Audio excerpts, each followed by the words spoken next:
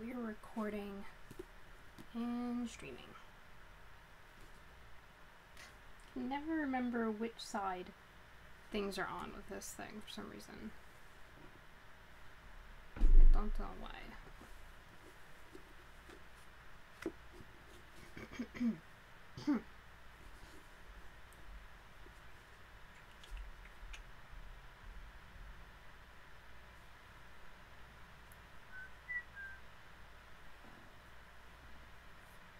Hi, thank you. How are you doing?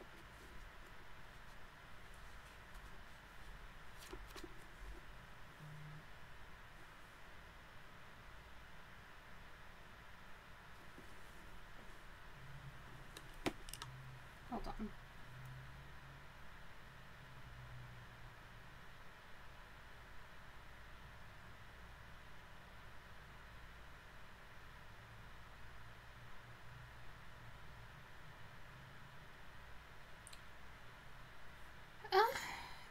Doing mostly okay, I guess. A little bit better than yesterday, so that's good.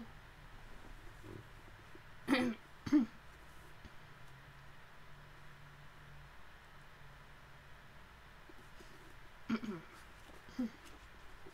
excited to read more in the book.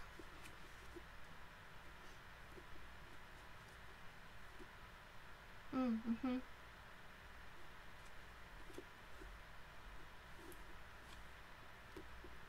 I was happy with how my makeup came out today, because I don't usually do a good eyeliner wing. I feel like I'm not really great with that, so, but it came out good today, so happy.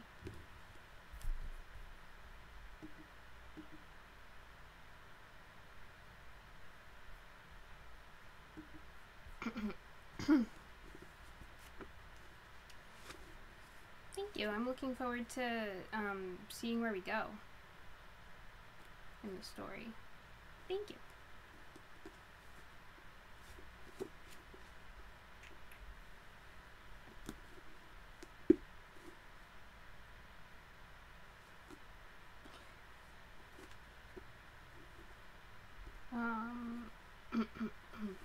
Just waiting for some more people to turn up before we start.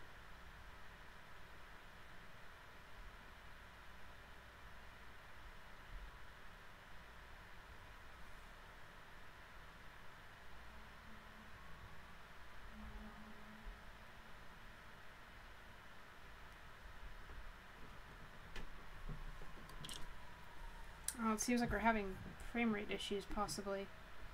Yeah. Hopefully that'll chill out. I don't know why that's happening right now.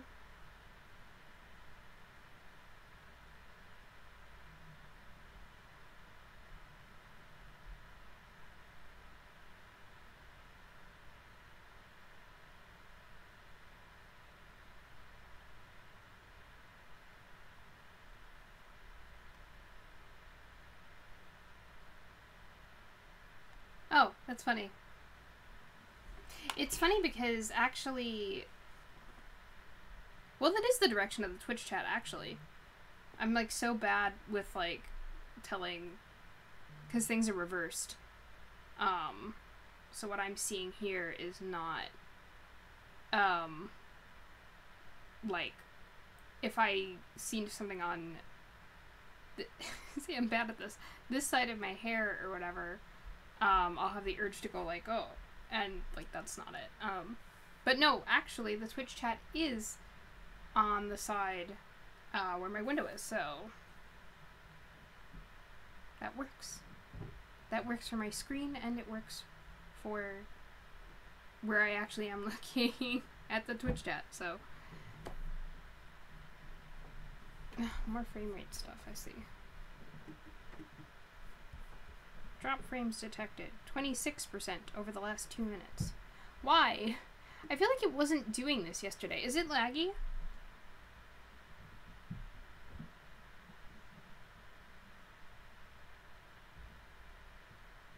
It looks like Nageki is speaking. Oh yeah, with the chat right above him. Hello.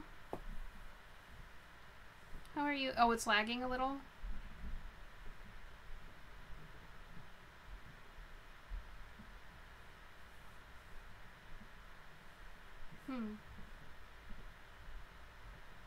It's cute because Nageki is all wizard themed over there, and we're reading a book about like witches and wizards and stuff. I don't know what to do about the frame rate. It's really annoying because yesterday when I was doing gameplay, that seems like it wasn't causing a problem. But now that it's just me, it's causing an issue. I don't understand, and I don't really know what to do about it. I'm glad that the audio isn't messed up. I mean, it's really good because, like, especially today, we're not doing anything that's particularly visually heavy. You guys don't have to see the screen, really. Like, you could just... Oh. You don't have to see the screen, really, technically. You could just hear my voice. And, like, that would be enough to follow along, but... I mean, I am here, so it would be nice if it worked. Yeah. I guess it's not like, it's definitely not the worst that we've dealt with. It lagging during Hot to a Boyfriend or something was definitely worse, but... Ah, see, more frame rate stuff I see over here. What's that? What's it say? Skipped frames detected 26% over the last 2 minutes. Dropped frames detected 28% over the last 2 minutes. So it's just getting worse. I wish there was like a way to try and fix it from here. What can I do? Check the health of your internet connection. Check your ingest server. If none of these worked, lower your bitrate. Everything is set to automatic. So... let's see.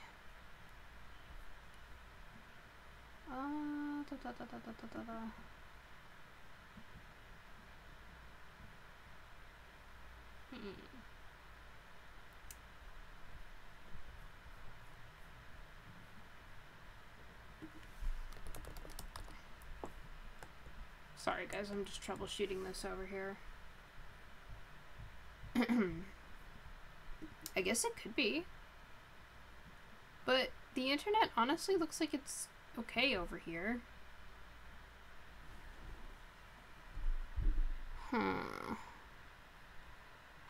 The worst thing is, I don't know what any of these numbers mean.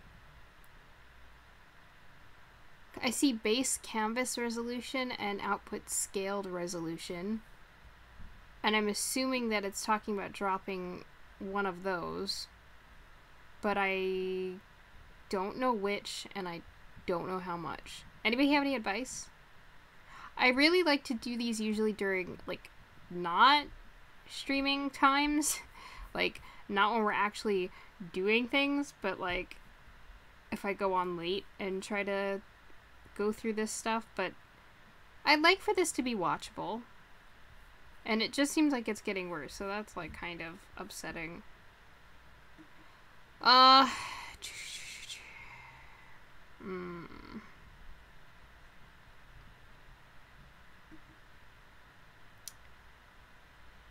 Confusing.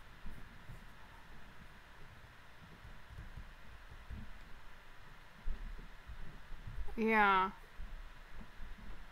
My neighbors are deciding to be stompy as well, so it's just a good time right now. Technology is dumb. I mean, I guess if it's not too bad, we can try to continue. It's up to you guys. Yeah, it's just a fun time here. You're fine. You're fine. Say whatever curses you like.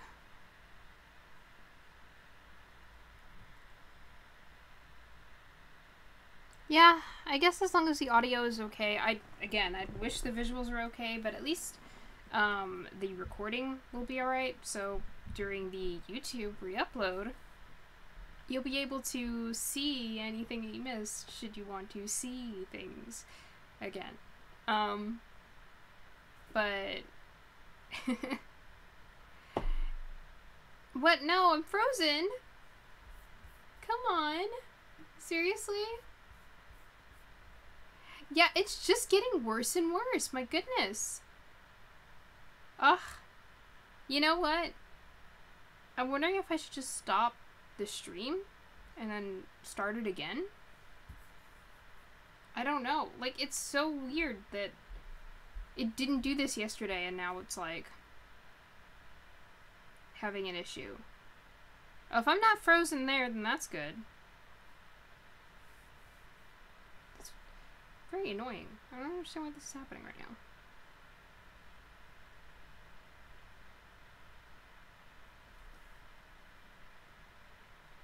Let me know how it's going. If it seems like it's gotten a little better, then I'll actually get us started. If it's not, then I can try to restart the stream.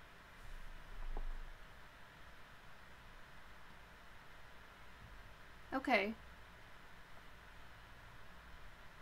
Okay, well, I'm glad that it's been okay for you. I suppose we can get started. So on the last, see, I don't know my directions. On the last Quoth the Author, we started Howl's Moving Castle, where we met, Sophie and her family, and we found out that Sophie has been basically taken advantage of her whole life, and now she's finally left to go find her purpose. Well, not before she is approached by the feared Witch of the Waste, who is really upset at her for like stealing her business. We don't really know what that's about. We know that Sophie makes hats, and that we suspect that possibly she gives these hats power to help fulfill the wearer's goals and ambitions. But we don't know for sure. But the witch is angry, saying that she's stealing her business, and that's why she's turned her into an old lady. And now she's found Howl's Moving Castle. Howl is also pretty feared, but she's here to try and... Well, I think she was actually just trying to rest for now. But, yeah. She's found herself in Howl's Moving Castle, where she's made a deal with the fire demon there, who is already in a deal with Howl, and trapped in the house, empowering the house from that deal. So, that's where we are so far. Let's continue. Let me see around where we'd stop. Hold on one second.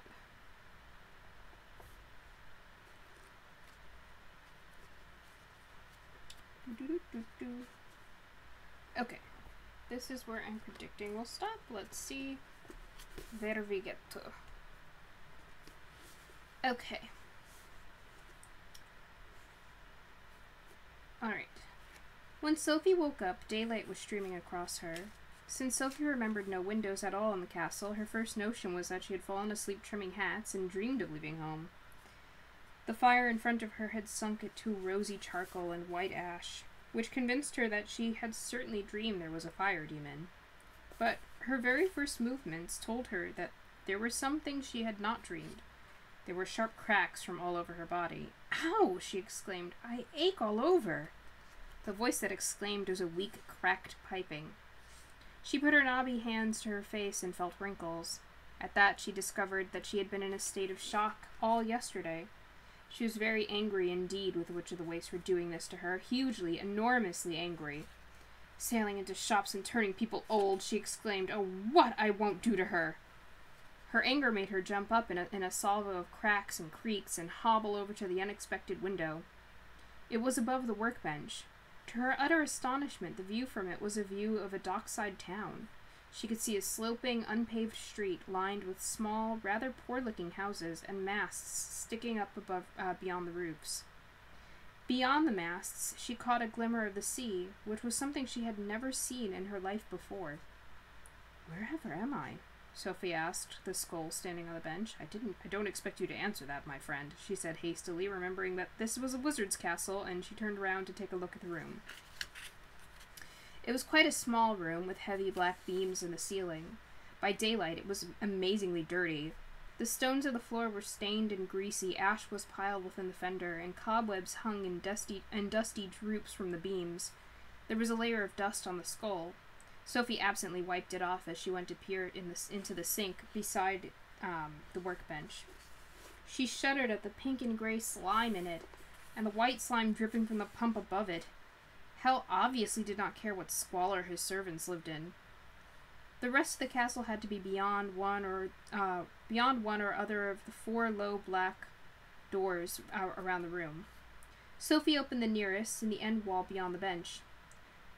They keep saying beyond. I think the writer got into a spree of writing beyond.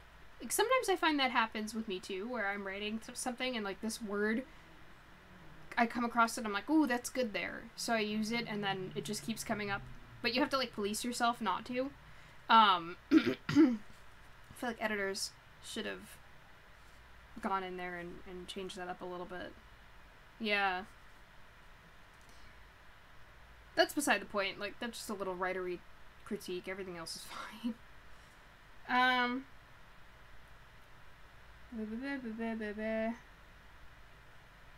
Okay.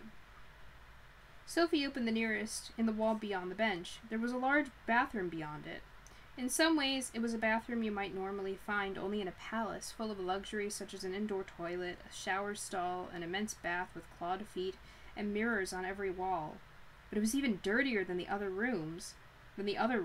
Sophie winced from the toilet, flinched at the color of the bath, recoiled from green weed growing in the shower, and quite easily avoided looking at her shriveled shape in the mirrors because the glass was plastered with blobs and runnels of nameless substances. The nameless substances themselves were crowded into a very large shelf over the bath. They were in jars, boxes, tubes, and hundreds of tattered brown packets and paper bags. The biggest jar had a name. It was called drying powder in crooked letters. Sophie was not sure whether there should be a D in that or not. Oh, sorry, drying power.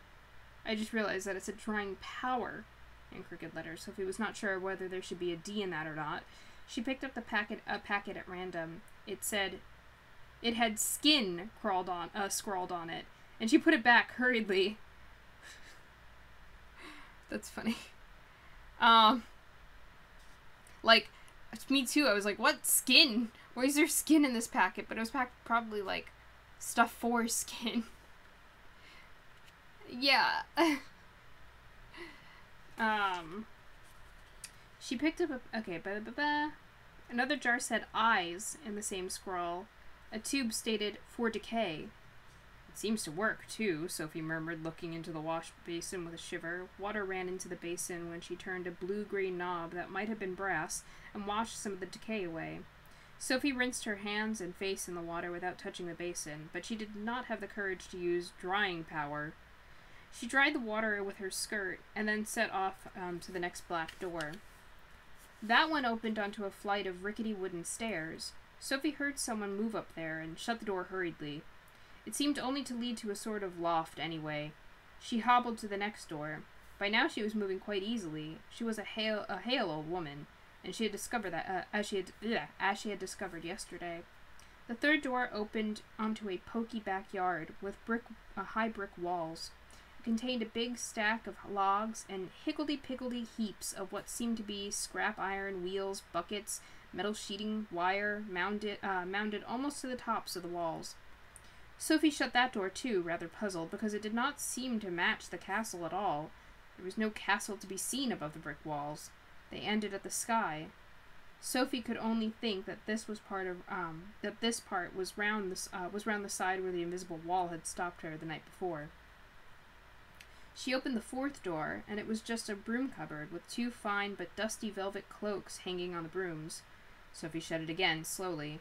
The only other door was in the wall with a window, and that was the door she'd come in by last night. She hobbled over and cautiously opened that. She stood for a moment looking out at a slowly moving view of the hills, watching Heather slide past underneath the door, feeling the wind blow her wispy hair, and listening to the rumble and grind of the big black stones as the castle moved. Then she shut the door and went to the window. And there was the seaport town again. There was no picture. A woman had opened a door opposite and was sweeping dust onto the street. Behind that house, a grayish canvas sail was going up a mast in brisk jerks, disturbing a flock of seagulls into flying round and round against the glimmering sea. "I don't understand," Sophie told the human skull. Then, because the fire looked almost out, she went and put a couple of logs and raked away some of the ash. Green flames climbed between the logs, small and curly, and shot up into a long blue face with flaming green hair. "Good morning," said the fire demon. "Don't forget we have a bargain." So none of it was a dream. Sophie was not much given to crying, but she sat in the chair for quite a while, staring at a blurred and sliding fire demon, and did not pay much mind to the sounds of Michael getting up until she found him standing beside her, looking embarrassed and a little exasperated. "You're still here," he said. "Is something the matter?" Sophie sniffed. "I'm old," she began. But it was just as the witch had said and the fire demon had guessed. Michael said cheerfully, "Well, it comes to us all in time. Would you like some breakfast?" Sophie discovered that she was a very hale old woman indeed. After only bread and cheese at lunchtime yesterday, she was ravenous. "Yes," she said, and when Michael went to the closet in the wall, she sprang up and peered over his shoulder to see what there was to eat. "I'm afraid there's only bread and cheese," Michael said rather stiffly. "But there's a whole basket of eggs in there," Sophie said. "And isn't that bacon? What about a hot drink as well? Where's your kettle?" "There isn't one," Michael said. "Hal's the only one who can cook." "I can cook," said Sophie. "Unhook that frying pan and I'll show you." She reached for the large black pan hanging on the closet wall in spite of Michael trying to prevent her. "You don't understand," Michael said. "It's Calcifer, the fire demon. He won't bend down his head to be cooked on for anyone but Hal." Sophie turned and looked at the fire demon. He flickered back at her wickedly. "I refuse to be exploited," he said. "You mean," Sophie said to Michael, "that you have to do without even a hot drink unless Hal's here?" Michael gave an embarrassed nod. "Then you're the one that's being exploited," said Sophie. "Give that here." She wrenched the pan from Michael's resisting fingers, plunked the bacon onto it, popped a handy wooden spoon into the egg basket, and marched with it the lot to the fireplace. "Now, Calcifer," she said, "let's have no more nonsense. Bend down your head." "You can't make me!" crackled the fire demon. "Oh, yes, I can!" Sophie crackled back with a ferocity that had often stopped both her sisters in mid-fight. "If you don't, I shall pour water on you. Or I shall pick up the tongs and take away both of your logs," she added as she got herself creakingly onto her knees by the hearth. There she whispered, "Or I can go back on our bargain, or tell Hal about it, can't I?" "Oh, curses!" Calcifer spat. "Why did you let her in here, Michael?" Sulkily, he bent his blue face forward until all that could be seen of him was a ring of curly green flames dancing on the logs. "Thank you," Sophie said, and slapped the heavy pan onto the green ring to make sure Calcifer did not suddenly rise up again. "I hope your bacon burns," Calcifer said, muffled under the pan. Sophie slapped slices of bacon onto the pan. It was good and hot. The bacon sizzled, and she had to wrap her skirt around her hand to hold the handle. The door opened, but she did not notice because of the sizzling. "Don't be silly," she told Calcifer. "And hold still, because I want to break the eggs." "Oh, hello, Hal," Michael said helplessly.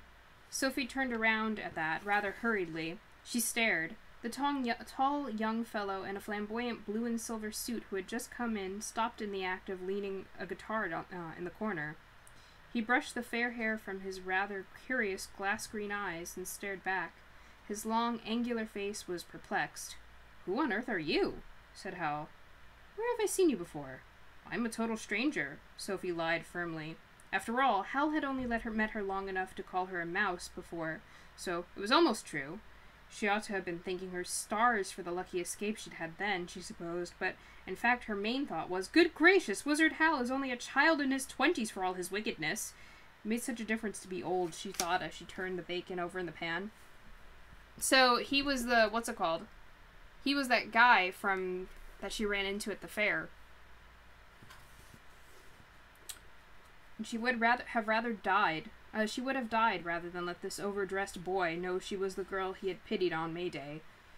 Hearts and souls did not enter into it. Hal was not going to know. She says her name's Sophie, Michael said. She came last night. How did she make Calcifer bend down? Said Hal. She bullied me, Calcifer said in a piteous, muffled voice from under the sizzling pan. Not many people can do that, Hal said thoughtfully. He propped his guitar in the corner and came over to the hearth. The smell of hyacinths mixed with the smell of bacon as he shoved Sophie firmly aside. Calcifer doesn't like anyone but me to cook on him, he said, kneeling down and wrapping one trailing sleeve around his hand to hold the pan. Pass me 2 more slices of bacon and 6 eggs, please. And tell me why you've come here. Sophie stared at the blue jewel hanging from Hal's ear and passed him egg after egg. Why I came, young man, she said. It was obvious after what she had seen of the castle. I came because I'm your new cleaning lady, of course. Are you indeed? Hal said, cracking the eggs one-handed and tossing the shells among the logs, where Calcifer seemed to be eating them with a lot of snarling and gobbling. Who says you are? I do, said Sophie, and she added piously, I can clean the dirt from this place even if I can't clean you from your wickedness, young man. Hal's not wicked, Michael said. Yes, I am, Hal contradicted him. You forget just how wicked I'm being at the moment, Michael. He jerked his chin at Sophie. If you're so anxious to be of use, my good woman, find some knives and forks and clear the bench. There were tall stools under the workbench. Michael was pulling them out to sit on and pushing aside all the things on top of it to make room for some knives and forks he had taken from a drawer on the side of it. Sophie went to help him. She had not expected Hal to welcome her, of course, but he had not even so far agreed to let her stay beyond breakfast. Since Michael did not seem to need help, Sophie shuffled over to her stick and put it slowly and showily into the broom cupboard. When that did not seem to attract Hal's attention, she said, You can take me on for a month's trial if you like. Wizard Howl said nothing but, Plates, please, Michael, and stood up holding the smoking pan. Calcifer sprang up with a roar of relief and blazed high in the chimney. Sophie made another attempt to pin the wizard down. If I'm going to be cleaning here for the next month, she said, I'd like to know where the rest of the castle is. I can only find this one room in the bathroom. To her surprise, both Michael and the wizard roared with laughter. It was not until they had almost finished breakfast that Sophie discovered what had made them laugh. Hal was not only hard to pin down, he seemed to dislike answering any questions at all. Sophie gave up asking him and asked Michael instead. Tell her, said Hal. It will stop her pestering. There isn't any more of the castle, Michael said, except what you've seen in 2 bedrooms upstairs. What? Sophie exclaimed. Hal and Michael laughed again. Hal and Calcifer invented the castle, Michael explained, and Calcifer keeps it going. The inside of it is really just Hal's old house in Port Haven, which is the only real part. But Port Haven's miles down near the sea, Sophie said. I call that too bad. What do you mean by having that great ugly castle rushing about the hills and frightening everyone in Market Shipping to death? Hal shrugged. What an outspoken old woman you are. I've reached that stage in my career where I need to impress everyone with my power and wickedness. I can't have the king thinking well of me. And last year I offended someone very powerful, and I need to keep out of their way. It seemed a funny way to avoid someone, but Sophie supposed wizards had different standards from ordinary people. As she shortly discovered that the castle had other peculiarities. They had finished eating, and Michael was piling the plates in the slimy sink beside the bench when there came a loud, hollow knocking at the door. Calcifer blazed up. Kingsbury door! Hal, who was on his way to the bathroom, went to the door instead. There was a square wooden knob above the door, set into the lintel, with a dab of paint on each of its 4 sides. At that moment, there was a green blob on the side that was at the bottom, but Hal turned the knob round so that it had a red blob downward before he opened the door. Outside stood a personage wearing a stiff white wig and a wide hat on top of that. He was clothed in scarlet and purple and gold, and he held up a little staff decorated with ribbons like an infant maypole. He bowed. Scents of cloves and orange blossom blew into the room. His Majesty the King presents his compliments and sends payment for 2,000 pair of 7-league boots, this person said. Behind him, Sophie had glimpses of a coach waiting in a street full of sumptuous houses covered with painted carvings, and towers and spires and domes beyond that, of a splendor she had barely before imagined. She was sorry it took so little time for the person at the door to hand over a long silken chinking purse, and for Howl to take the purse, bow back, and shut the door. Howl turned the square knob back so that the green blob was downward again, and stowed the long purse in his pocket. Sophie saw Michael's eyes follow the purse in an urgent, worried way. Howl went straight to the bathroom then, calling out, "I need hot water in here, Calcifer," and was gone for a long, long time. Sophie could not restrain her curiosity. "Whoever was that at the door?" she asked Michael. "Or do I mean wherever?" "That door gives on Kingsbury," Michael said. Where the king lives. I think that man was the Chancellor's clerk. And, he added worriedly to Calcifer, I do wish he hadn't given Howl all that money. "Is Howl going to let me stay here?" Sophie asked. "If he is, you'll never pin him down," Michael answered. "He hates being pinned down to anything."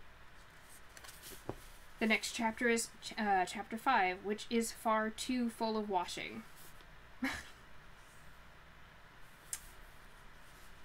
Interesting so far.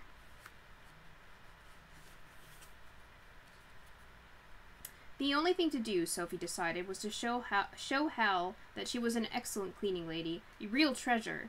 She tied an old rag round her wispy white hair, and she rolled her sleeves up her skinny old arms, and wrapped an old tablecloth from the broom cupboard round her as an apron. It was rather a relief to think that there were only 4 rooms to clean instead of a whole castle. She grabbed up a bucket and besom, and got to work. "What are you doing?" cried Michael and Calcifer in a horrified chorus. "Cleaning up," Sophie replied firmly. "The place is a disgrace."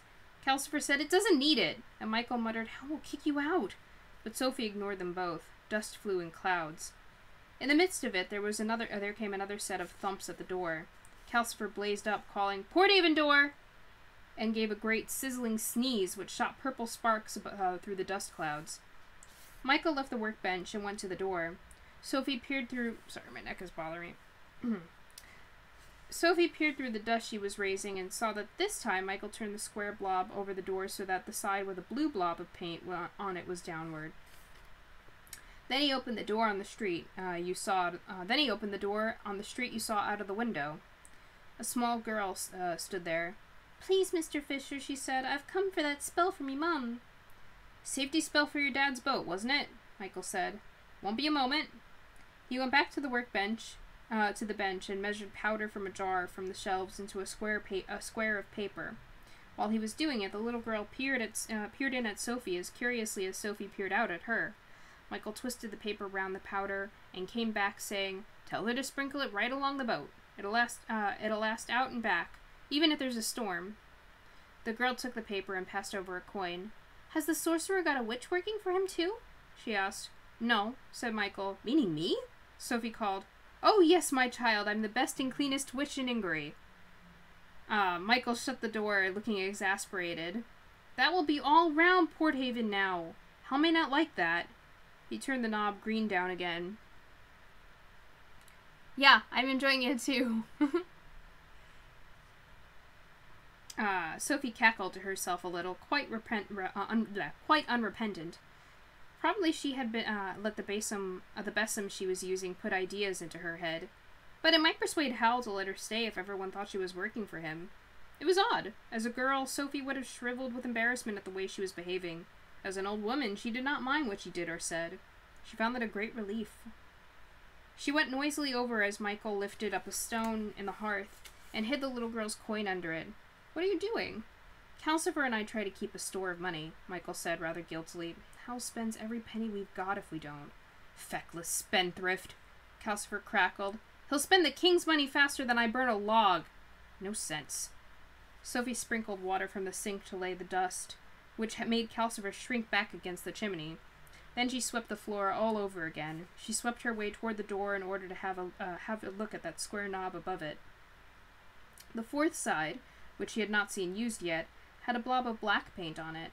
Wondering where that led to, Sophie began briskly sweeping the cobwebs off the beams. Michael moaned and Calcifer sneezed again. Hal came out of the bathroom just then in a waft of steamy perfume. He looked marvelously spruce. Even the silver inlets and embroidery on his suit seemed to have become brighter. He took one look and backed into the bathroom again, with a blue and silver sleeve protecting his head. "Stop it, woman," he said. "Leave those poor spiders alone." "These cobwebs are a disgrace," Sophie declared, fetching them down in bundles. "Then get them down and leave the spiders," said Howl. Probably he had a wicked affinity with spiders, Sophie thought. "They'll only make more webs," she said, "and kill flies, which is very useful," said Howl. "Keep that broom still while I cross my own room, please." Sophie leaned on the broom and watched Howl cross the room and pick up his guitar. As he put his hand on the door latch, she said, "If the red blob leads to Kingsbury and the blue blob goes to Porthaven, where does the black blob take you?" "What a nosy old woman you are," said Howl. "That leads to my private bolt hole, and you are not being told where it is." He opened the door onto the wide, moving moorland in the hills. "When will you be back, Howl?" Michael asked, a little despairingly. Howl pretended not to hear. He said to Sophie, "You're not to kill a single spider while I'm away." And the door slammed behind him. Michael looked meaningly at Calcifer and sighed. Calcifer crackled with malicious laughter. Since nobody explained where Howl had gone, Sophie concluded he was off to hunt young girls again, and got down to work with more righteous vigor than ever. She did not dare harm any spiders after what Howl had said, so she banged at the beams with the broom, screaming, "Out, spiders! Out of my way!"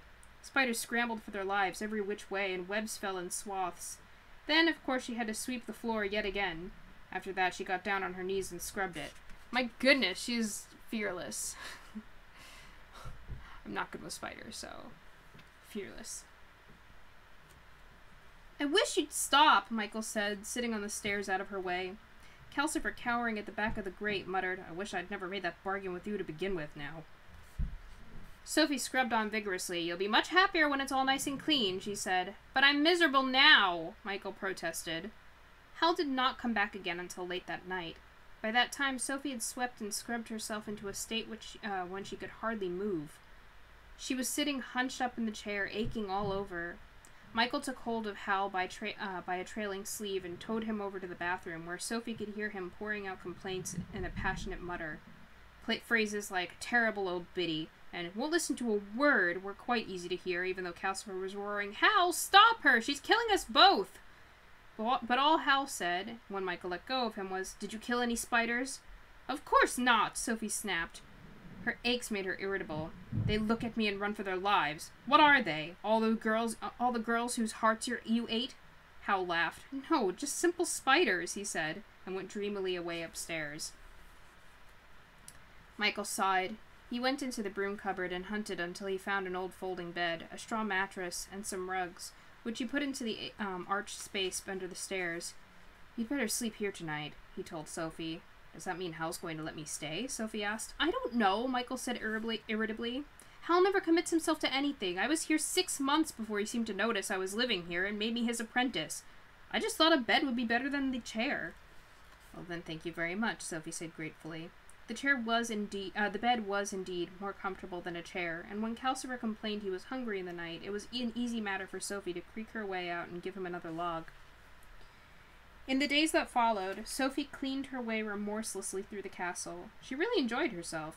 Telling herself she was looking for clues, she washed the window, she cleaned out the oozing sink, and she made Michael clear everything off the workbench and the shelves so that she could scrub them. She had everything out of the cupboards and down from the beams and cleaned those too. The human skull, she fancied, began to look as long-suffering as Michael. It had been moved so often. Then she tacked an old sheet to the beams nearest the fireplace and forced Calcifer to bend his head down while she swept the chimney. Calcifer hated that. He crackled with mean laughter when Sophie discovered that the soot had gotten all over the room and she had to clean it all again.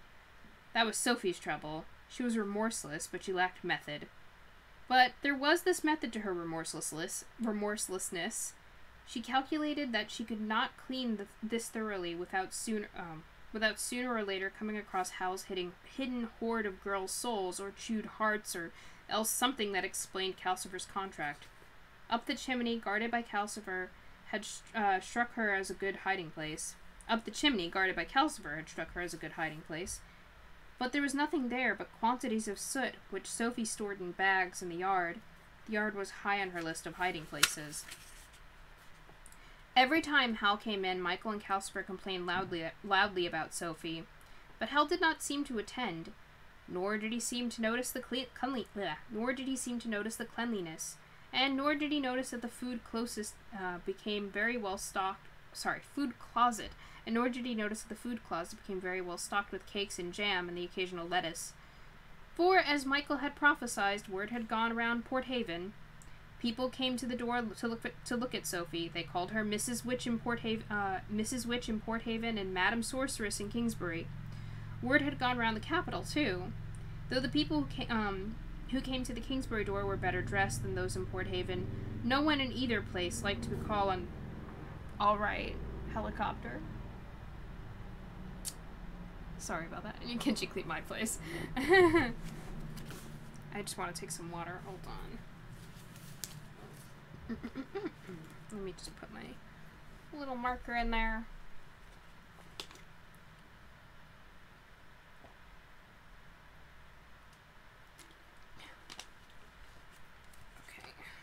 Okay. Yeah, I know. She's a good cleaner. And she seems to like it, so... Rare breed. Okay.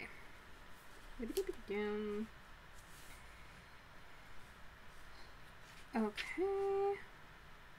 Though the people who came to the Kingsbury door were better dressed than those in Port Haven, no one in either place liked to call on someone so powerful without an excuse.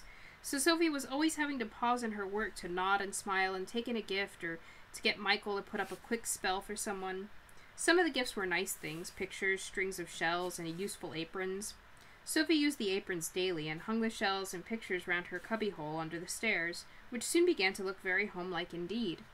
Sophie knew she would miss this when Hal turned her out. She became more and more afraid that he would. She knew he could not go on ignoring her forever. She cleaned the bathroom next. That took her days, because Hal spent so long in it every day before he went out. As soon as he went, leaving it full of steam and scented spells, Sophie moved in. Now we'll see about that contract, she muttered at the bath, but her main target was, of course, the shelf of packets, jars, and tubes. She took every one of them down on the pretext of scrubbing the shelf and spent most of a day carefully going through them to see if the ones labeled skin, eyes, and hair were in fact pieces of girl. As far as she could tell, they were all just creams and powders and paint. If they once had been girls, then Sophie thought Hal had used the tube for decay on them and rotted them down the wash basin too thoroughly to recall. But she hoped that they were only cosmetics in the packets. She put the things back on the shelf and scrubbed. That night, as she sat aching in the chair, Calcifer grumbled that he had drained one hot spring dry for her. "Where are the hot springs?" Sophie asked. She was curious about everything these days. "Under the Port Haven marshes, mostly," Calcifer said, "but if you go on like this, I'll have to fetch hot water from the waste. When are you going to stop cleaning and find out how to break my contract?" "In good time," said Sophie. "How can I get the terms out of Hal if he's never in?" "Is he always away this much?" "Only when he's after a lady," Calcifer said. When the bathroom was clean and gleaming, Sophie scrubbed the stairs and the landing upstairs. Then she moved on into Michael's small front room. Michael, who by this time seemed to be accepting Sophie gloomily as a sort of natural disaster, gave a yell of dismay and pounded upstairs to rescue his most treasured possessions. I don't know why that's such a funny, description. He's accepted her like a natural disaster. It's like, well, there's a hurricane coming, so there's no use being like, no, there's no hurricane, because there is. That's crazy to me. I mean, that's great. I think if you can find joy in something so menial and, that is, menial but important, that's awesome. And, that you're willing to do it for other people is very sweet. I feel like that person deserves to be paid, even if they don't want to be paid. That's very nice.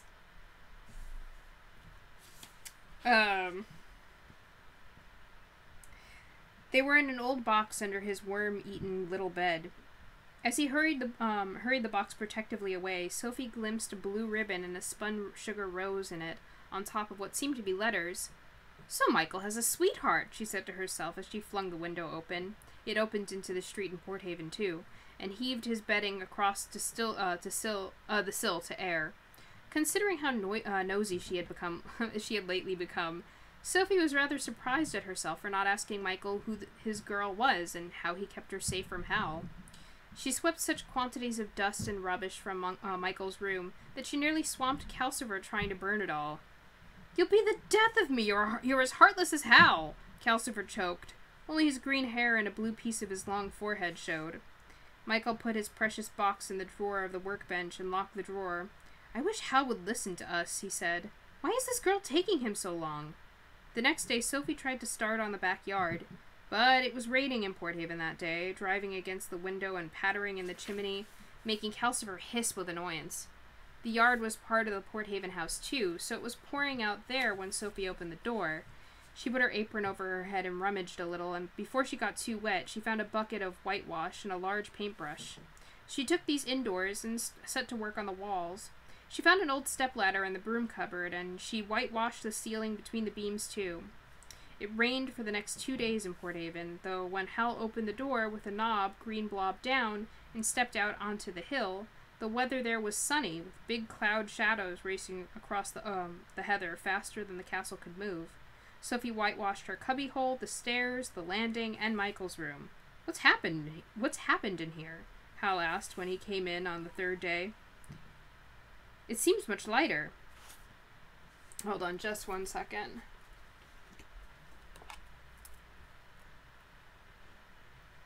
One moment.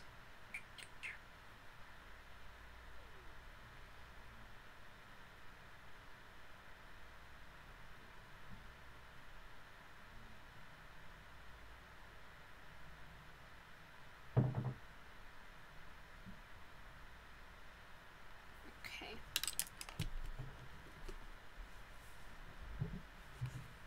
Yeah, I mean, that's fine, but, like, also, just for the, what's it called, favor of it all. Like, it's very nice that she has, you know, money from the ads coming in, but still, like, I feel like doing that work itself deserves payment, you know? She should be making more, basically.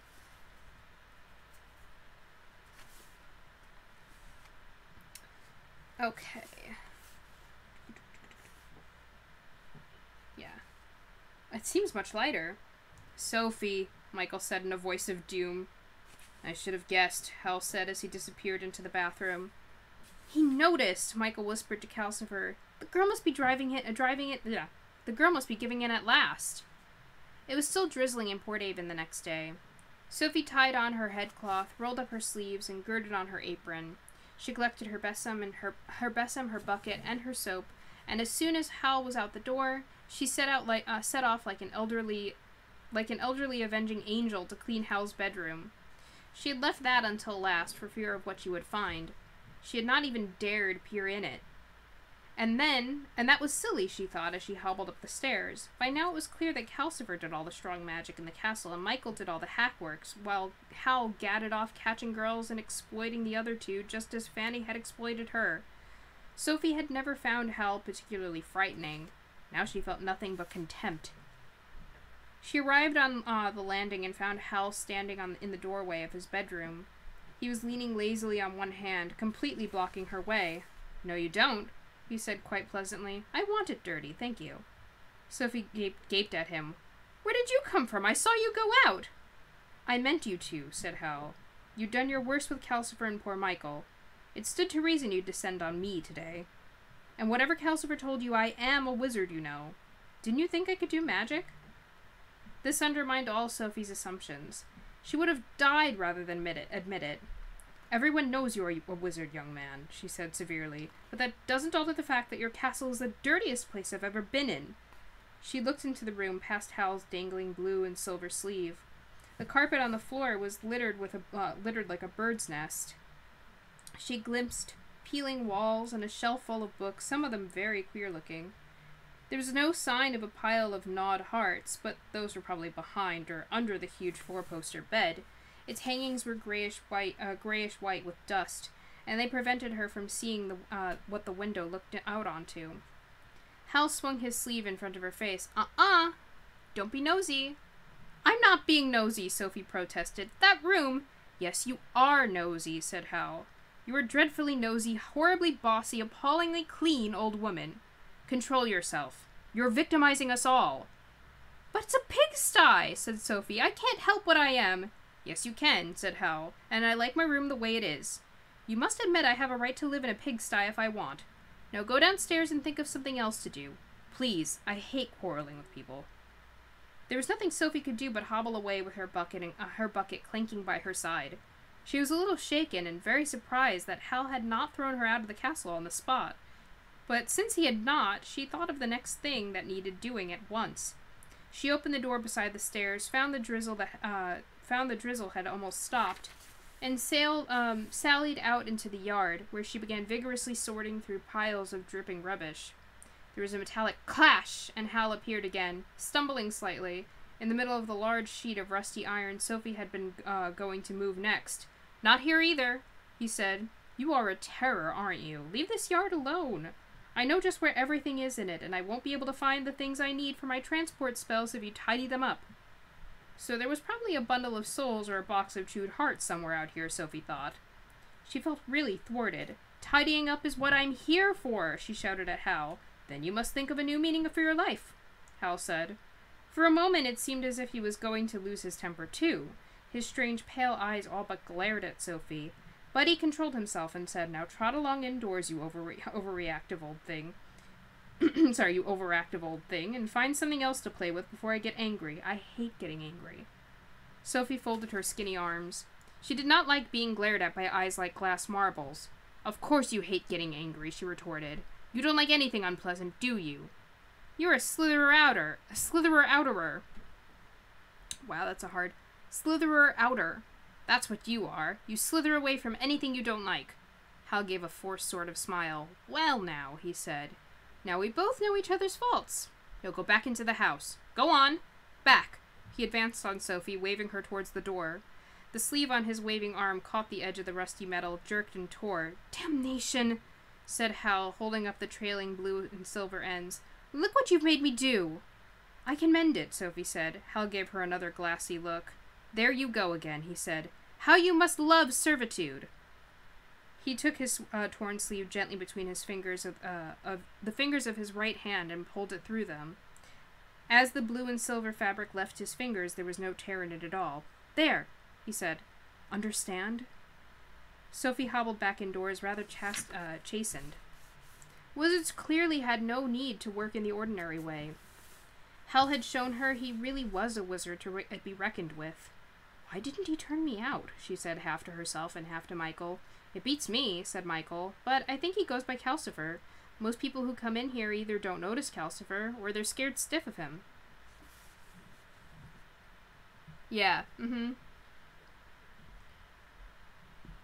So, those people wouldn't have been... I mean, that's very sweet. In that case, yes. Then, you know, ads will do. But I just think that generally, if people are doing such menial work, even if they enjoy doing it, they still deserve to be paid for it. It's the same way that, like, yes, I would act for nothing, but, like, it'd be nice to get money.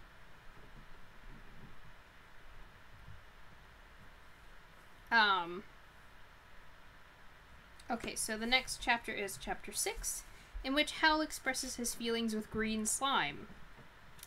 Okay. Howl did not go out that day, nor for the next few days. Sophie sat quietly in the chair by the hearth, keeping out of his way and thinking. She saw that, much as Howl deserved it, she had been taking out her feelings on the castle when she was really angry with the Witch of the Waste, and she was a little upset at the thought that she was here on false pretenses. Hal might think Calcifer liked her, but Sophie knew Calcifer had simply seized on the chance to make a bargain with her. Sophie rather thought she had let Calcifer down. This state of mind did not last. Sophie discovered a pile of Michael's clothes that needed mending. She fetched out thimbles, scissors, and thread from her sewing pocket and set to work. By that evening, she was cheerful enough to join Calcifer's silly little song about saucepans. Happy in your work? Hal said sarcastically. I need more to do, Sophie said. My old suit needs mending if you have to feel busy, said Hal. This seemed to mean that Hal was no longer annoyed. Sophie was relieved. She had been almost frightened that morning. It was clear Hal had not yet caught the girl he was after. Sophie listened to Michael asking rather obvious questions about it, and Hal slithering nearly out of answering any of them. He is a slitherer outer, Sophie muttered to a pair of Michael's socks. Can't face his own wickedness. She watched Hal being restlessly busy in order to hide his discontent. That was something Sophie understood rather well. At the bench, Hal worked a great deal harder and faster than Michael, putting spells together in an expert but slapdash way. From the look on Michael's face, most of the spells were both unusual and hard to do. But Hal would leave a spell midway and dash up to his bedroom to look after something hidden, and no doubt sinister, going on up there, and then shortly race out into the yard to tinker with a large spell out there. Sophie opened the door a crack and was rather amazed to see the elegant wizard kneeling in the mud with his long sleeves tied together behind his neck to keep them out of the way, while he carefully heaved a tangle of greasy metal into a special framework of some kind. That spell was for the king. Another overdressed and scented messenger arrived with a letter and a long, long speech in which he wondered if Hal could possibly spare time, no doubt valuably employed in other ways, to bend his powerful and ingenious mind to a small problem experienced by his royal majesty, to wit, how an army might get its heavy wagons through the marsh and rough ground. Hal was wonderfully polite and long-winded in reply. He said no. Wow. But the messenger spoke for a further half hour, at the end of which he and Hal bowed to one another, and Hal agreed to do the spell. This is a bit ominous, Hal said to Michael when the messenger had gone. What did Suleiman have to get himself lost in the waste for? The king seems to think I'll do instead. He wasn't as inventive as you, by all accounts, Michael said. I'm too patient and too polite, Hal said gloomily. I should have overcharged him even more. Hal was equally patient and polite with customers from Port Avon, but, as Michael anxiously pointed out, the trouble was that Hal did not charge these people enough. This was after Hal had listened for an hour to the reasons why a seaman's wife could not pay him a penny yet, and then promised a sea captain a wind spell for almost nothing. Hal eluded Michael's arguments by giving him a magic lesson. Sophie sewed buttons onto Michael's shirts and listened to Hal going through a spell with Michael. I know I'm slapdash, he was saying, but there's no need for you to copy me. Always read it right through, carefully first. The shape of it should tell you a lot, whether it's self-fulfilling, or self-discovering, or simple incantation, or mixed action and speech. When you've decided that, go through again and decide which bits mean what they say, and which bits are put as a puzzle. You're getting onto the more powerful kinds now. You'll find every spell of power has at least one deliberate mistake or mystery in it to prevent accidents. You have to spot those. Now take this spell. Listening to Michael's halting replies to Hal's questions and watching Hal scribble remarks on the paper with a strange, everlasting quill pen, Sophie realized that she could learn a lot too. It dawned on her that if Martha could discover the spell to swap herself and Letty about at Mrs. Fairfax's, then she ought to be able to do the same here. With a bit of luck, there might be no need to rely on Calcifer. When Hal was satisfied that Michael had forgotten all about how much or little he charged people in Port Haven, he took him out into the yard to help with the king's spell. Sophie creaked to her feet and hobbled to the bench. The spell was clear enough, but Hal's scrawled remarks defeated her. I've never seen such writing, she grumbled to the human skull. Does he use a pen or a poker? She sorted eagerly through every scrap of paper on the bench, and examined the powders and liquids in the crooked jars. Yes, let's admit it, she told the skull. I snoop, and I have my proper reward. I can find out how to cure foul pest and abate whooping cough, raise a wind, and remove hairs from the face. If Martha had found this lot, she'd still be at Mrs. Fairfax's. Hal, it seemed to Sophie, went and examined all the things she had moved when she came in from the yard. But that seemed to only be restlessness. He seemed not to know what to do with himself after that. Sophie heard him roving up and down during the night. He was only an hour in the bathroom the next morning. He seemed not to be able to contain himself while Michael put on his best plum velvet suit, ready to go to the palace in Kingsbury, and the two of them wrapped the bulky spell up in a golden paper. The spell must have been surprisingly light for its size. Michael could carry it on his own easily, with both his hands wrapped around it. Hal turned the knob over the door red down for him and sent him out into the street among the painted houses. "They're expecting it," Hal said. "You should only have to wait most of the morning. Tell them a child could work it. Show them. And when you come back, I'll have a spell a spell of power for you to get to work on. So long." He shut the door and roved about the room again. "My feet itch," he said suddenly. "I'm going for a walk on the hills. Tell Michael the spell I promised him is on the bench. And here's for you to keep busy with." Sophie found a gray and scarlet suit, as fancy as the blue and silver one, dropped into her lap from nowhere. Hal, meanwhile, picked up his guitar from its corner and turned the doorknob green down and stepped out among the scuttling heather above Market Chipping. Just gonna read what you said. Oh, please. I don't think a 5-year-old would understand that. What you're implying. Oh. Thank you also for saying that I deserve money for how I'm acting. I appreciate that.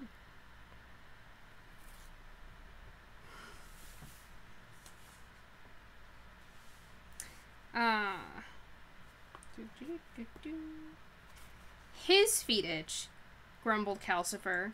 There was a fog down in Port Avon. Calcifer was low among his logs, moving uneasily this way and that to avoid drips in the chimney. "How does he think I feel, stuck in a damp grate like this?"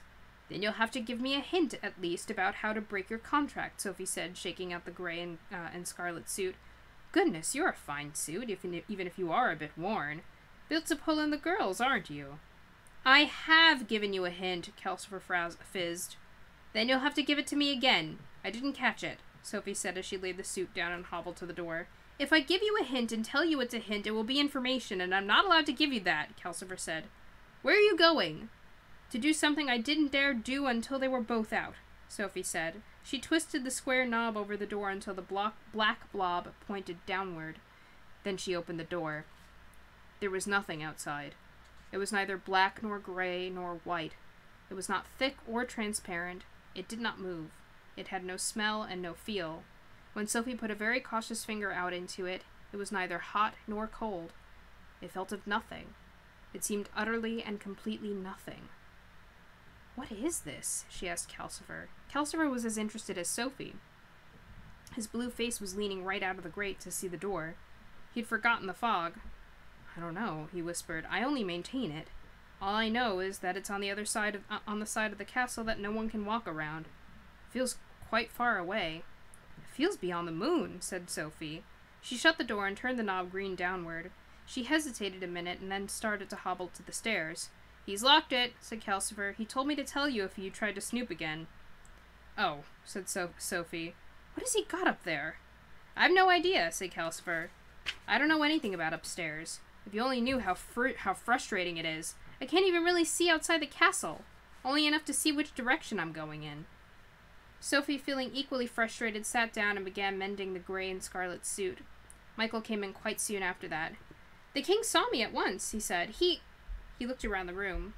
His eyes went to the empty corner where the guitar usually stood. "Oh no," he said. "Not the lady friend again. I thought she'd fallen in love with him and it was all over days ago. What's keeping her?" Calcifer fizzed wickedly. "You got the signs wrong. Heartless Howl is finding this lady rather tough. He decided to leave her alone for a few days to see if that would help. That's all." "Bother," said Michael. "That's bound to mean trouble. And here I was hoping Hal was almost sensible again." Sophie banged the suit down on her knees. "Really," she said, "how can you both talk like that about such utter wickedness?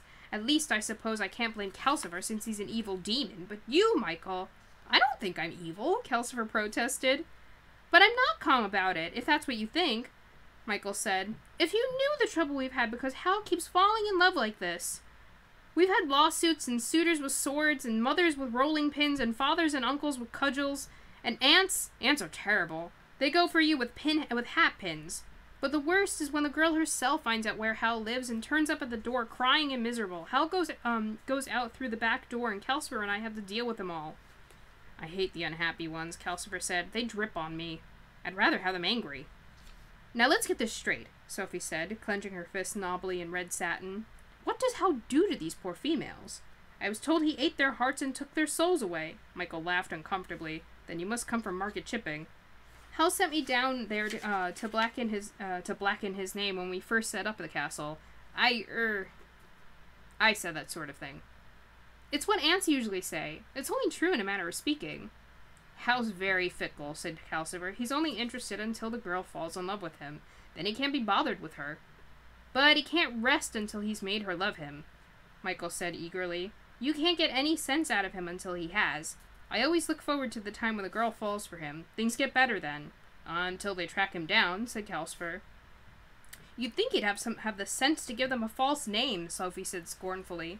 The scorn was to hide the fact that she was feeling rather foolish. Oh, he always does, Michael said. He loves giving false names and posing as things. He does it even when he's not courting girls. Haven't you noticed that he's Sorcerer Jenkin in Porthaven, and Wizard Pendragon in Kingsbury, as well as Horrible Howl in the castle?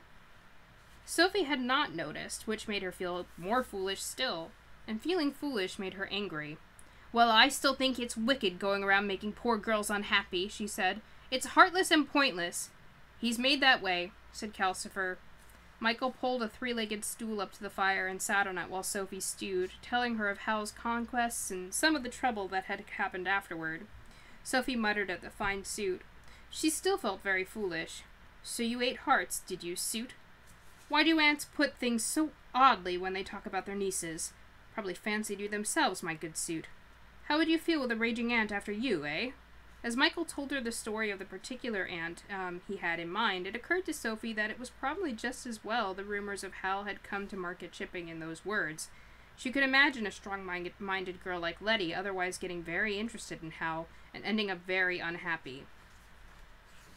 Let me just take some water.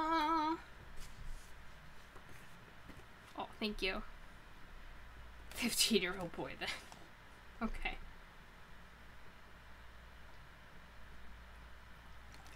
No one, not even 15-year-old boys, should be 15-year-old boys. Okay. Ooh, did I just lose my place? I think I pulled this out of the wrong spot. Okay, here we go. I found it again.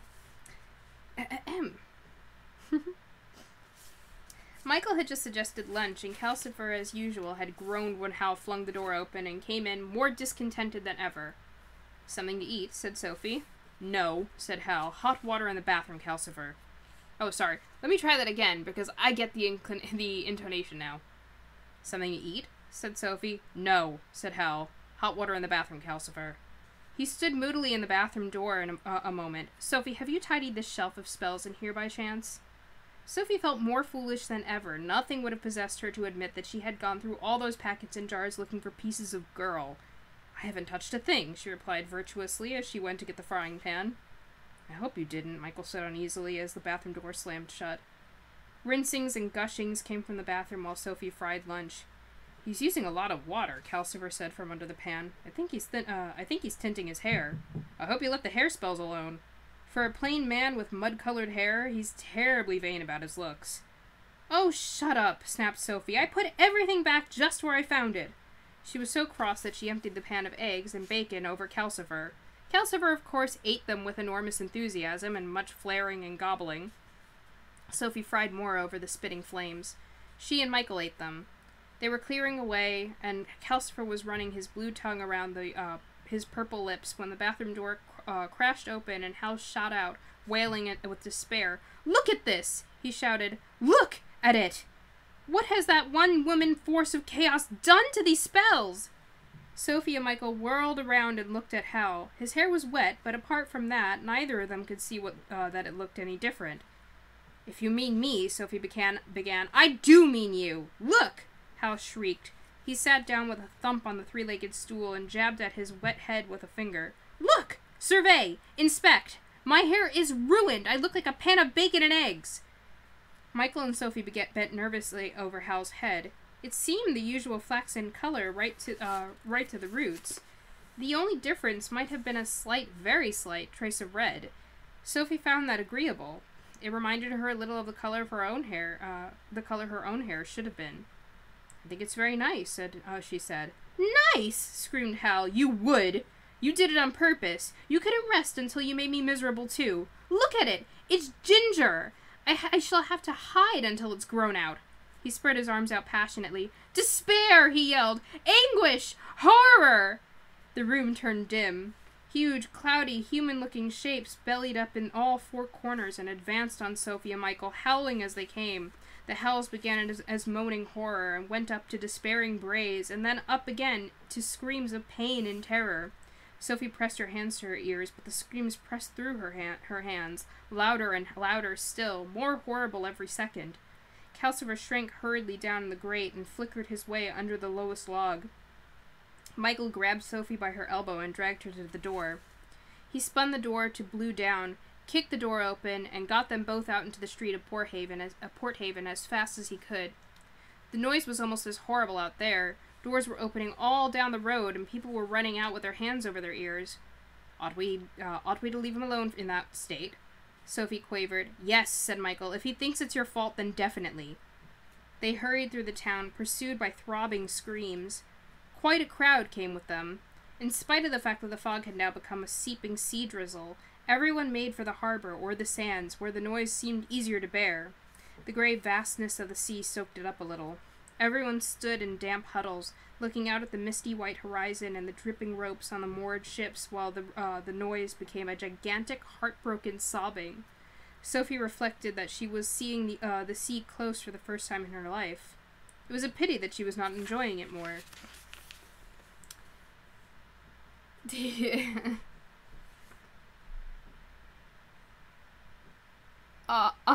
Exactly. He's really trying to look nice for ladies. He's a peacock, basically. And now he's a ginger peacock. The sobs died away to vast, miserable sighs and then to silence. People began cautiously to go back into the town. Some of them came timidly up to Sophie. Is something wrong with the poor sorcerer, Mrs. Witch? He's a little unhappy today, Michael said. Come on, I think we can risk going back now.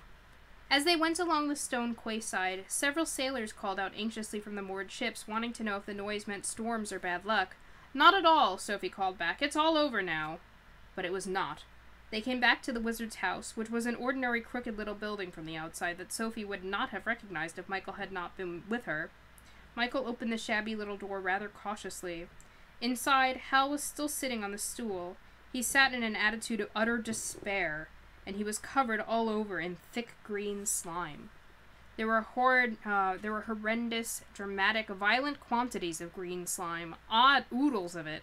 It covered Hal completely. It draped his head and shoulders in sticky dollops, heaping on his knees and hands, trickling in glops down his legs, and dripping off the stool in sticky strands. It was in oozing ponds and crawling over most of the floor. Long fingers of it had crept into the hearth. It smelled vile. Save me! Calcifer cried in a hoarse whisper. He was down to 2 desperately flickering small flames. The stuff is going to put me out! Sophie held up her skirt and marched as near to Hal as she could get, which was not very near. Stop it, she said. Stop it at once! You are behaving just like a baby!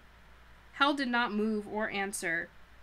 His face stared from behind the slime, white and tragic and wide-eyed. What shall we do? Is he dead? Michael asked, jittering beside the door. Michael was a nice boy, Sophie thought, but a bit helpless in a crisis. No, of course he isn't, she said. And if it wasn't for Calcifer, he could behave like a gelled eel all day for all I care. Open the bathroom door. While Michael was working his way between the pools of slime to the bathroom, Sophie threw her apron into the hearth to stop more of the stuff getting near Calcifer and snatched up the shovel.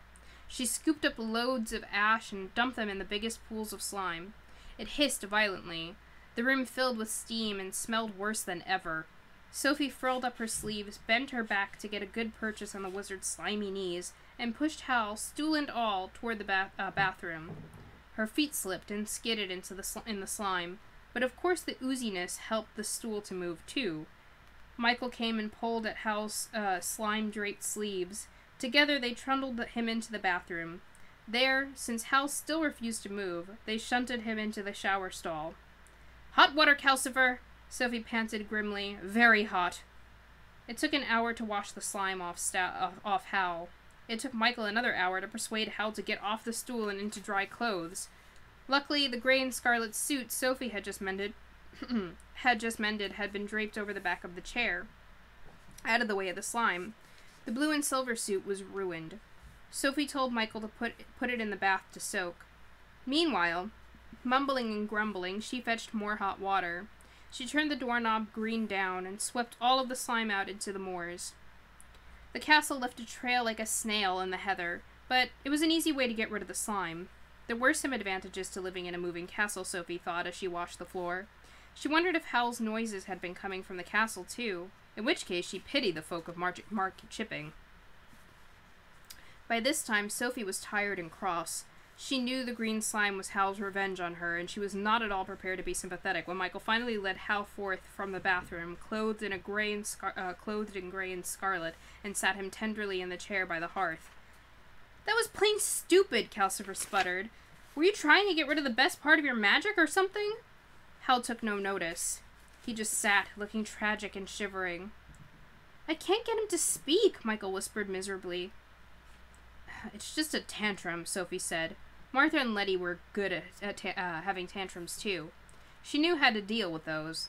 On the other hand, it is quite a risk to spank a wizard for getting hysterical about his hair. Anyway, Sophie's experience told her that tantrums are seldom about the thing that they appear to be about.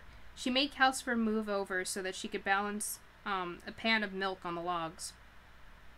When it was warm, she thrust a mugful into Hal's hands. "Drink it," she said. "Now, what was all this fuss about? Is it this young lady you keep going to see?" Hal sipped the milk dolefully. "Yes," he said. "I left her alone to see if that would make her remember me fondly, but it hasn't. She wasn't sure, even when I last saw her. Now she tells me there's another fellow." He sounded so miserable that Sophie felt quite sorry for him. Now his hair was dry, she noticed guiltily it really was almost pink. "She's the most beautiful girl there ever was in these parts," Hal went on mournfully. "I love her so dearly, but she scorns my deep devotion and gets sorry for another fellow. How can she have another fellow after all this attention I've given her? They usually get rid of the other fellows as soon as I come along." Sophie's sympathy shrank quite sharply. It occurred to her that if Hal could cover himself with green slime so easily, then he could just as easily turn his hair the proper color. "Then why don't you feed the girl a love potion and get it over with?" she said. "Oh, no," said Hal. "That's not playing the game. That would spoil all the fun." Sophie's sympathy shrank again. "A game, was it? Don't you ever give a thought for the poor girl," she snapped. Hal finished the milk and gazed into the mug with a sentimental smile. "I think of her all the time," he said. "Lovely, lovely Letty Hatter." Sophie's sympathy went for good with a sharp bang. A great deal of anxiety took its place. "Oh, Martha," she thought, "you have been busy. So it wasn't anyone in Cesare's you were talking about." Ooh. Ooh. Some, tea going on here.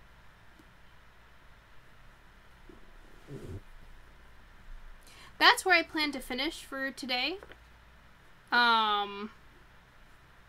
If you'd like me to keep going, I can, but we can also just end there and we can discuss. I'm happy to stop there and discuss.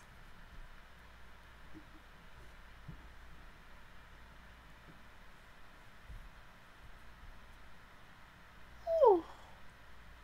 Ooh. Yeah, I think so too. Who would have thought? She mentioned the idea of him trying to get Letty. You know, if Letty didn't know about Howl, you know, like the rumors about Howl. So it's funny that he is actually after Letty, who is actually Martha.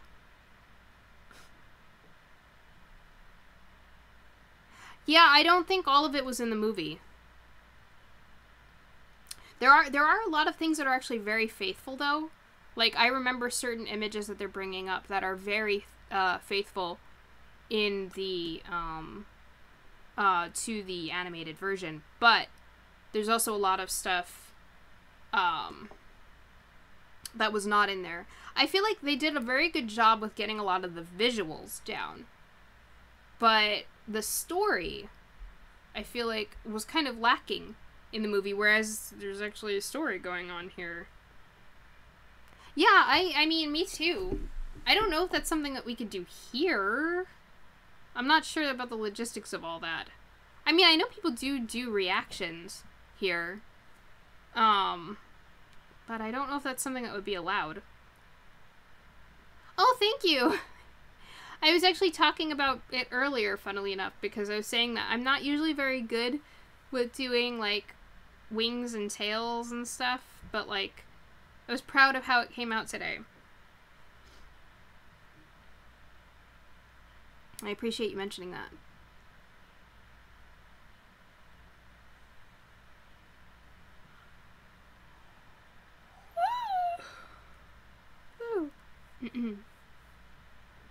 Thank you. I really appreciate that.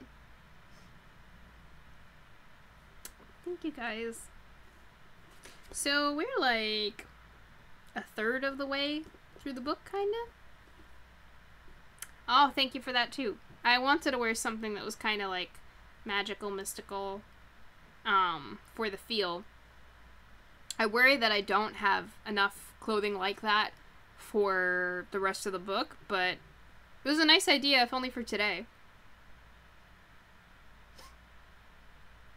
I'll pat myself on the back for that. Pat, pat. I see we have a lot of frame rate problems going on. Skipped frames detected 56% over the last 2 minutes.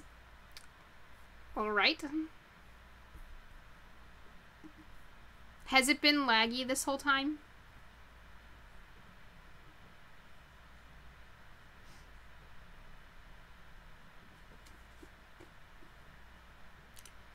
If it has, I'm sorry. I wish it behaved more.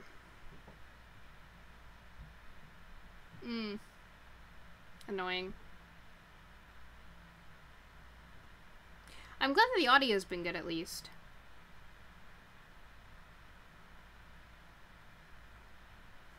Oh, let's talk about what... Let's talk about things. What do you guys want to talk about? Is there anything? Yeah, the audio is a champ. Anything you'd like to discuss?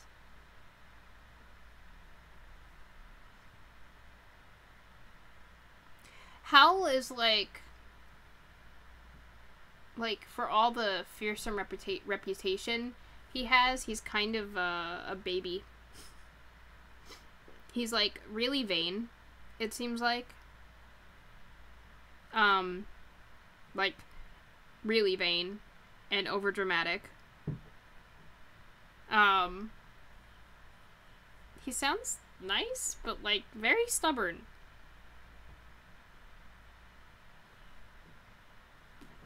But I get living in an organized mess. Like, I get having things where it's like, to people looking in, it may not look neat, but like, I know where everything is, so.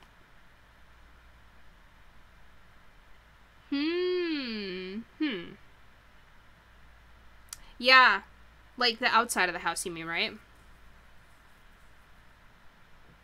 Being different, depending on what door you use. Like, following that, I also like that he has, like, different reputations in different places. Like, he's always a wizard, but, like, some places he's a sorcerer, some places he's, like, what was the other one that they said? Like, what is he in Port Haven? Oh, sorry, wait. No, he's the sorcerer in Kingsbury, right? Sorcerer Pendragon? Okay, sorry. He's Sorcerer Jenkin in Port Haven, and he's Wizard Pendragon in Kingsbury. I like Calcifer. Calcifer is fun. I like how he was really indignant at the idea of being evil. He's like, I'm not evil. Just because I'm a demon doesn't mean I'm evil. Yeah. He strikes me as sort of like Fae-ish, but like even less malicious. Like, he's mischievous, but he's not bad.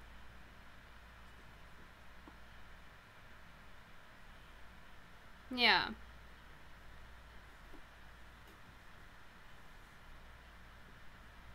I think that Calcifer might be my favorite character. Who's everyone else's favorite character right now?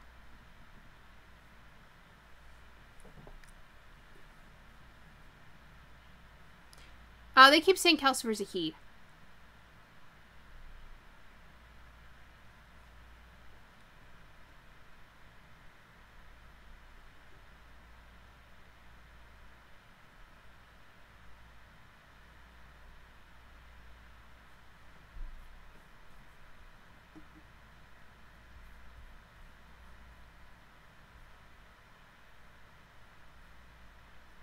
Oh, things have gotten better. I see skipped frames detected 59% over the last 2 minutes, and then it went back to 56% a minute ago. So, that's better.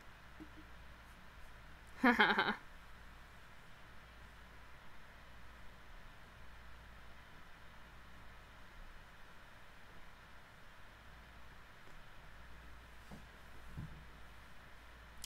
What was I gonna say?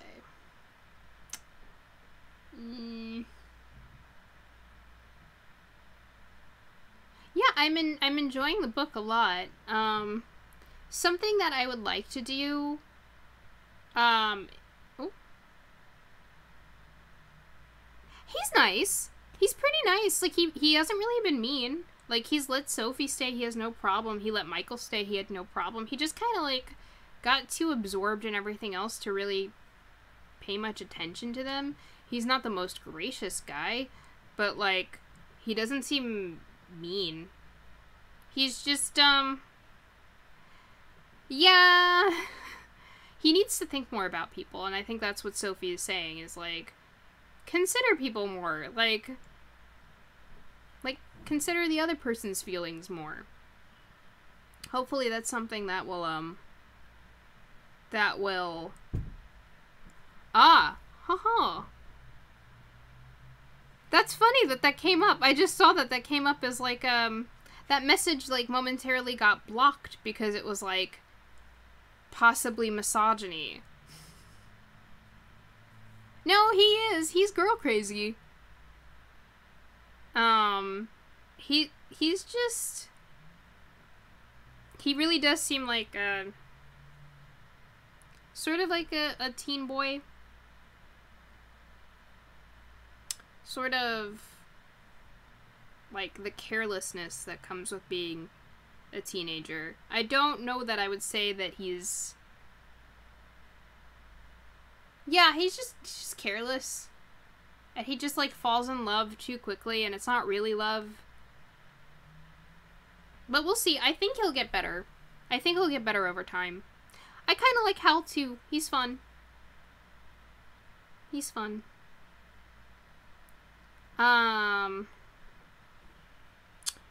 So yeah, I'm excited about that. What I wanted to mention actually is at some point I'd like to start asking people's opinions on the next game to play. I know we're going to be doing Pokemon, and probably going to be doing a Nuzlocke, but I'd like to get everyone's opinions on which game to play and what generation, you know, things like that. I'm really excited to discuss that. Yeah. Because that'll eventually be taking the place of Hutiful Boyfriend. Yeah, it's really weird. I guess we'll have to find out more about it, you know, the idea of that he seems to love them back, but still leaves, and yeah. I'm wondering if it's this idea of, like, you know, sort of in Good Will Hunting, of this whole, like, they're perfect, and then if I get to know them, then they won't be perfect anymore, inevitably, because nobody's perfect, and then that'll just ruin their image to me, and, but it's weird, because, like, it always comes from when they start loving him back. Yeah, there's gotta be something there.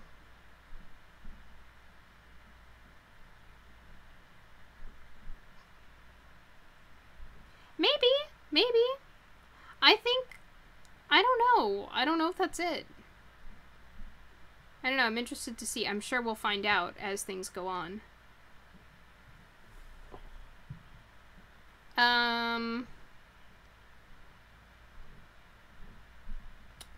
Yeah, though, our birds will eventually... Well, that's what I was saying. I don't know which version of Pokemon we'd be playing. That's why I'm asking, like, for ideas. I don't have any plans yet. Just Pokemon. So... Because I don't care, like, once I know what generation, then we can figure out, like, what game. But, you know, which version of that. So, like, if we know Johto, then we know the Gold, Silver, Crystal, or Heart Gold, or Soul Silver. But, yeah. Alola? Maybe. I'm wondering if there's a mod, not a mod, a ROM for, the Gen 7 games. We'll have to see. In that case, I'd probably do, like, Ultra Sun or Ultra Moon instead of, like, Sun or Moon. If I can manage that. We'll see. I'll, like, try to put up a poll or something. Oh, Alolan Raichu is really... I like Alolan Vulpix and Ninetales. There are some nice Pokemon in Alola. I'm not, like, the biggest fan of the Alolan, starter Pokemon. But they're alright.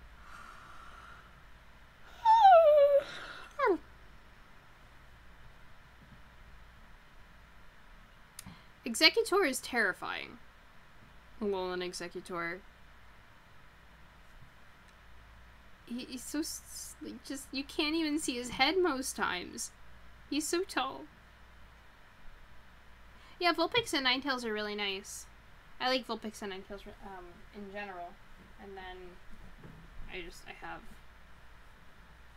this Alolan Vulpix plushie.